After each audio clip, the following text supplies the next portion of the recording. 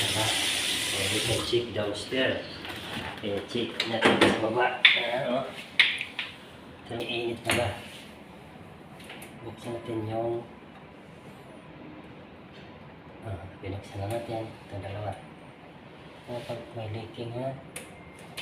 Kapag may leaking, pagalitan tayo sa customer.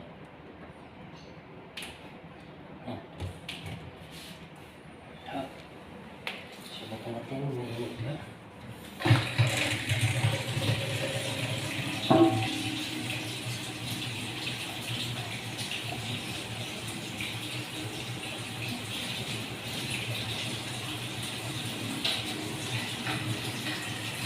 Okay. Wah, ang init.